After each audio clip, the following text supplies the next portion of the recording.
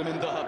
جمهور متعطش، جمهور يعرف افريقيا وافريقيا تعرفه بشكل جيد، جمهور اشتقت له القاره السمراء وهو يحب الماما افريقيا.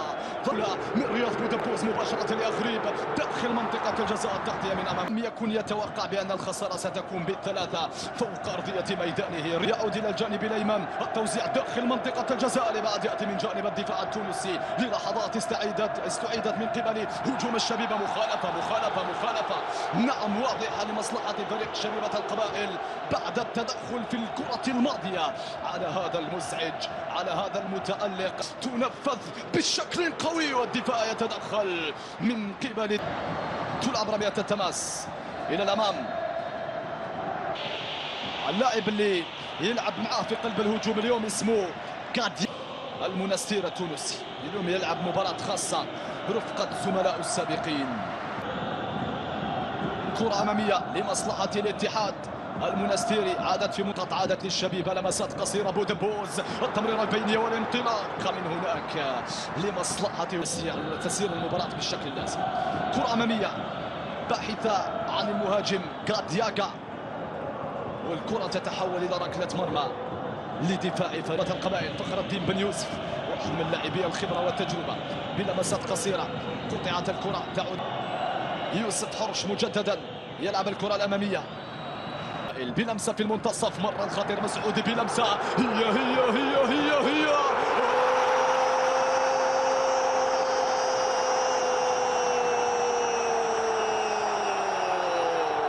فعلتها الشبيبة وافتتحت مجال التسجيل.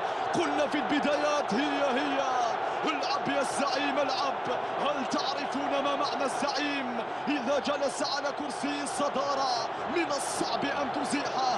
إذا كان في يومه فعليك أن تغير المكان، لأن حظوظك معه ستكون ضئيلة جدا إذا واجه المنافسين. هدف من دون شك سيصعب أكثر وأكثر الأغريب الخطير. أغريب قصير القامة، كبير العطاء والموهبة، المعطيات والمفاهيم باستخدامات نوعية وبنتائج مرضية ورائعة بالنسبة لفريق شبيبة القبائل. غربال يبحث عن التوزيع داخل منطقة الجزاء والإبعاد.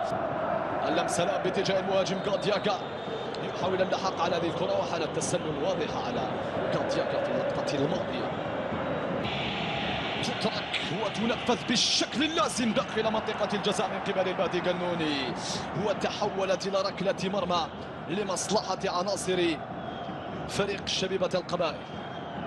نفذت بشكل مباشر، ما الانطلاقة صعبة داخل منطقة الجزاء. مرت هذه الكرة وحالة تسلل كانت على كل حال في اللقطة الماضية على هجوم النادي، لكن مع مرور الوقت كسبت ثقة لازمة وعاد من جديد إلى المنافس برأس الحربة. قصيرة هذه الكرة يضغط عليها مسعودي ويربح ركلة ركنية. ماذا قال حكم المباراة؟ لمسات الرائعة من جانب هجوم فريق شبيبة القبائل، ثم محاولة التوزيع والتحول، بينما الكرة داخل منطقة الجزاء خطيرة لمصلحة بلمسات على الجانب الأيمن والتغطية الدفاعية بشكل رائع جدا. تحولت إلى رمية تماس.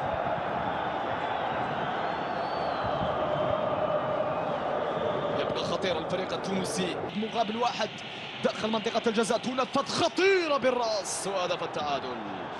يأتي هدف التعادل في هذه اللحظات للاتحاد الرياضي المنستيري بواسطة اللاعب الشيخاوي الذي ارتقى فوق الجميع ووضع الكرة في الشباك مدركا التعادل. واحد مقابل واحد الآن.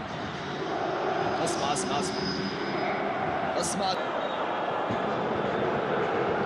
الذي أصيب على مستوى الرجل في الضغط من قبل رياض بودابوز على حامل الكرة إلى الجانب الأيمن تحت بعد الأداء الرائع جدا بل الخرافي في مباراة الذهاب. يعرف يلعب الكرة بالشكل الناس. انطلق مسعود الخطير، تدخل قوي من أمام حكم المباراة.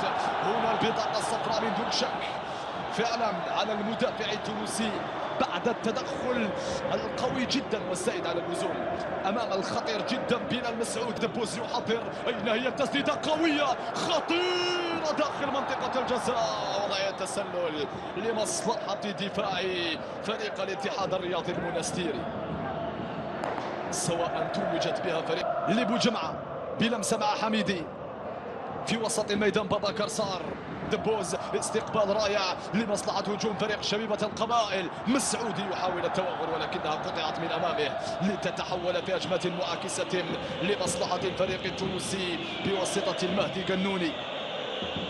يعود إلى الخلف المهدي قنوني، حاولت لعب الكرة الأمامية بحثا عن المهاجم كاتياكا ولكنها بين أحضان الحارس حديد. سلامات سلامات إن شاء الله. اللاعب آخر ساقط فوق أرضية الميدان بالعيد، نتمنى له السلامة إن شاء الله في التدخل الأخير. جديد يا سلام، انطلاقة صعبة لمصلحة الشبيبة، النشاط العرضية خطيرة داخل منطقة الجزاء. الإبعاد يأتي من جانب الدفاع التونسي في انطلاقة صعبة جدا ولمسات الشبيبة الرائعة التي نتمنى أن نشاهدها بشكل. خطفها داخل منطقة الجزاء، والدفاع يتدخل إلى ركلة ركنية عندما يأتيك خريب. تأكد بأنه سيكون خطير جدا على الدفاعات، بينما بلال مسعودي يغادر أرضية لمصلحة الشبيبة. تنفذ الكرة المتابعة داخل منطقة الجزاء، لكن حكم المباراة أعلن عن وجود مخالفة لفريق مالكي الذي أخذ مكانه لحظات فقط قبل بداية المباراة بعد أن تعرض للإصابة أثناء الإحماء قبل بداية هذه المباراة. نتمنى له إلى الخلف التوزيع داخل منطقة الجزاء، المتابعة بالرأس. حذاري من هذا النوع من الإمكانيات والقدرات والأخلاق. كرة بتغطية رائعة جدا من نشاط وانطلاق مالكي، الخطير مالكي حاول هنا أن يمر بطريقة هنالك بملعب الطيب المهير. كرة لمصلحة فريق شبيبة، محاولة متابعة بالرأس من قبل المهاجم كاتياكا لكنها تحولت إلى ركلة. مالكي بلمسة رائعة مع بودبوز، التحضير بالرأس باتجاه مالكي مجددا داخل منطقة الجزاء. حكم المباراة أخرب لنشاط، وحده يا نشاط، المتابعة من جانب دفاع فريق الاتحاد الرياضي المنستيري لتبتعد الكرة إلى ركلة ركنية لمصلحة فريق شبيبة القبائل. طويلة على مستوى القائمة الثاني، المتابعة بالرأس، ركلة جزاء. ماذا؟ شبيبة القبائل والاتحاد الرياضي المنستيري. سجلت الشبيبة أولا بواسطة أخريب، وعادل الفريق الشقيق التونسي الجزائرية. طاقم تحكيم من ليبيا أذكر مشاهدينا الكرام بقيادة معتز إبراهيم يعطي إشارة انطلاقة شوط المباراة الثاني. مشاهدينا الكرام متابعة في هذه المباراة للاطمئنان على النتيجة أكثر. حميدي لم نشاهده كثيرا في شوط دور بالكرة بشكل رائع، التسليم والانطلاق. مشروع الثاني للشبيبة، مشروع الثاني العرضية خطيرة، والدفاع التونسي بواسطة الشيخاوي ينقذ الموقف وينقذ كرة خطيرة جدا كانت تبحث عنك يا مالكي لكي تضعها. فريق شبيبة القبائل أيمن محيوس يتلاعب داخل منطقة الجزاء، التوزيع من محيوس ولبعد الرياض على الجانب الأيمن، محاولة التوغل من جانب فارس نشاط، والدفاع يتدخل. الاتحاد الرياضي المنستيري وصلت للخطير المهدي قنوني، والتوزيع داخل منطقة الجزاء بين أحضان المهدي قنون. يلعب الكرة البينية المهدي قنوني ولكنها تحلو أخريب، 1 على 2 لحلو، يحاول المرور لحلو داخل منطقة الجزاء. ماذا هناك؟ يقول حكم المباراة المخالفة للجانب الأيمن. محمود الغربال بلمسة من محمود، ضع نسية باتجاه محمود الغربال على الجانب الأيمن، لمسة وانطلاق الآن لفائدة ريان عزوز، يحاول التوزيع ورائع جدا بابكر صار في التغطية الدفاعية. وأيمن محيوس رائع جدا بتغطية دفاعية مثالية. يا مالكي وصلت إلى النشاط، وزعها يا نشاط داخل منطقة الجزاء لبعد إلى ركلة ركنية جديدة لمصلحة فريق شبيبة القبائل. أصبح أكثر ضغطا، أصبح أكثر بحثا. يا نحن أخريب ينفذها بالشكل اللازم، ضاعت بل تألت الجزاء. إبعاد يأتي مداني يصارع ثم تتحول للحارس.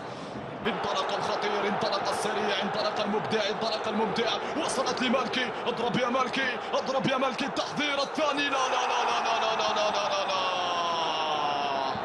ضاعت عليك يا ايمن يا محيوس. لن تطيح بفريق شبيبة القبائل ومن ينتظر اقصاء. عندك هذه الكرة يا مداني ولكن ضيعها مداني. خطيرة وحديد، ما اروعك يا حديد في الصد الرائع جدا من امام خطأ فادح من قبل مداني، ولكن حديد كان بارعا متميز. يقول وصلت الكرة إلى مالكي، حضرها مالكي، ضرب الكرة مالكي بعيدة، ولكن قبل ذلك حالة تسلل على مالكي. الشوط الثاني على كل أفضل بكثير من جانب هجوم فريق شبيبة القبائل. سهل في متناول الدفاع التونسي بواسطة الشيخاوي كمهاجم، وأنا بحاجة إلى هدف يمنحني النقاط الثلاث. فدخل بوط وحول الكرة برأسه في الشباك ومنح النقاط الثلاث العودة، بينما التوزيع داخل منطقة الجزاء بعيدة عن المهاجم.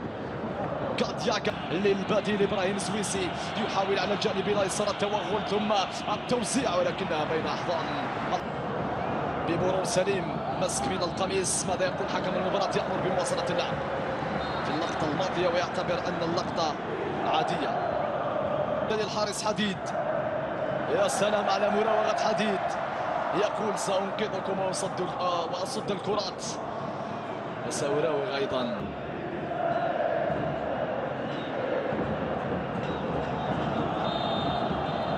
واليوم بعد سنوات طويلة جدا العودة لنفس طريقة القميص المنقسم بلونين الأخضر والأصفر. الإيفواري بعد هذه اللقطة، فريق سان بيدرو الإيفواري، التحضير لمصلحة الشبيبة. لا لا لا لا لا لا لا لا لا لا، ضاعت الكرة الماضية، بل القائم الأيمن من أنقذ الدفاع التونسي من كرة صعبة وخطيرة جدا. سنعيدها مرارا في الميدان. كرة أمامية لمصلحة الهجوم التونسي وتغطية دفاع إلى الخلف سهلة جدا في متناول حديد. هذه من الجانب الأيمن، التوزيع داخل منطقة الجزاء والكرة تتحول إلى ركلة ركنية لمصلحة الزعيم، لمصلحة الأخضر والأصفر، لمصلحة الصاحب. رفع الكرة بودبوز، أيمن محيوس، أين أنت في المتابعة يا أيمن؟ لكنها في متناول الدفاع التونسي ثم الانطلاق بواسطة المهدي جنون. لقب حينها كرة تونسية، محاولة المرور، انهض، ليس هنالك شيء يقول حكم المباراة على اللاعب إبراهيم سويس. في اللقطة صارت إلى الخطير أخريب، عندك الحلول يا أخريب، مرة أخريب، واحدة اثنين، الثاني الثاني الثاني الثاني الثاني الثاني